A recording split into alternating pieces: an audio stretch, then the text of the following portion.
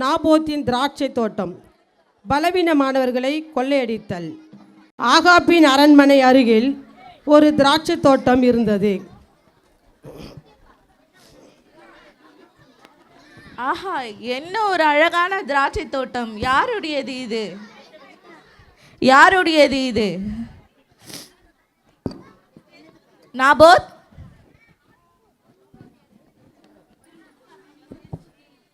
இது யாருடைய திராட்சை தோட்டம்? ஆம், எந்துதான். இதை எனக்கு தந்துவிடு. இதற்கு பதிலாக உனக்கு நான் வெள்ளி காசுகளை தருகிறேன். இது என் மூதாதையரின் சொத்து, நான் உமக்கு கொடுக்க மாட்டேன். இதை நான் என் காய்கறி தோட்டமாக்க விரும்புகிறேன். இது எனக்கு தந்துவிடு. இல்ல அரசரே, நான் கொடுக்க மாட்டேன் உங்களுக்கு. அப்படியா? நீ எனக்கு தர மாட்டாயா? ஆம் அரசரே.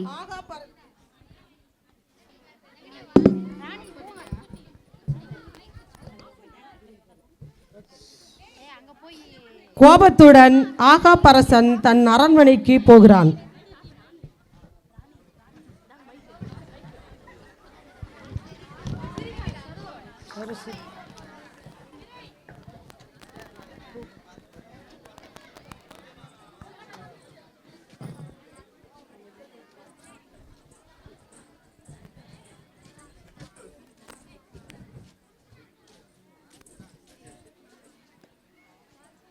கோவமா இருக்காரு.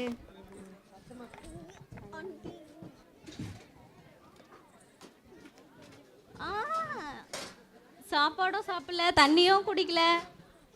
ஏன் கவலையா இருக்கீங்க? சாப்பாடும் சாப்பிடல, தண்ணியும் குடிக்கல. நான் இஸ்ரவேலாகிய நாபோத்திடம் பேசினேன்.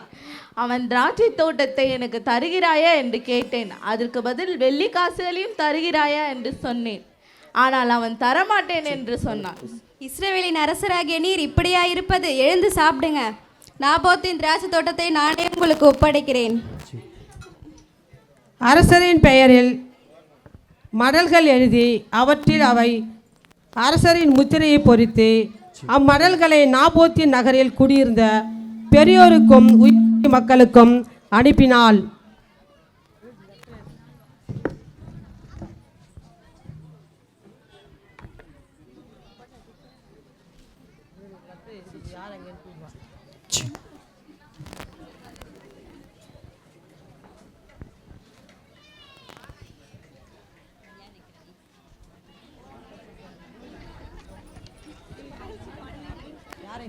யார் அங்கே? வணக்கம் மகாராணி. நீங்கள் ஒரு நோன்பை அறிவித்து நாபோத்தை அந்த அமர செய்யுங்கள். அப்படியே ஆகட்டும் மகாராணி.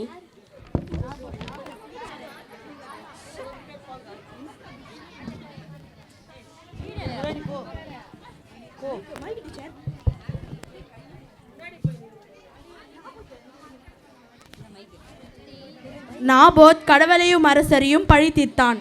ஆமாம், நாபோத் கடவுளையும் அரசரையும் பழி தீர்த்தான்.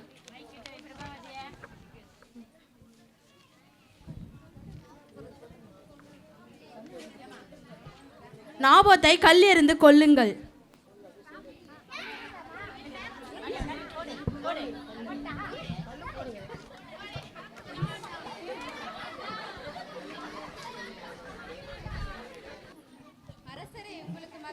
செய்தி என்ன அது? நாபோத் மரித்து விட்டா. நாபோத்தோடைய தோட்டத்தை நீங்களே எடுத்துக்கோங்க. அப்படியா? வா, இனிமே இது நம் தோட்டம். இதை யாருக்கும் மாட்டேன்.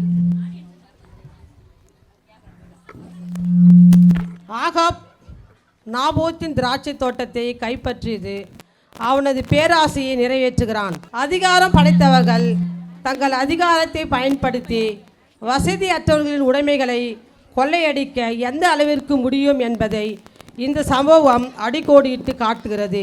அதே நேரத்தில் ஆகாப் அரசின் குடும்பம் ஆண்டவரின் தண்டனைக்கு உள்ளாகி அவர்கள் எவ்வாறு முற்றிலும் அழிக்கப்பட்டார்கள் என்ற செய்தியை திருமறை பகுதியில் காண்போம். நாடகம் முடிந்துவிட்டது.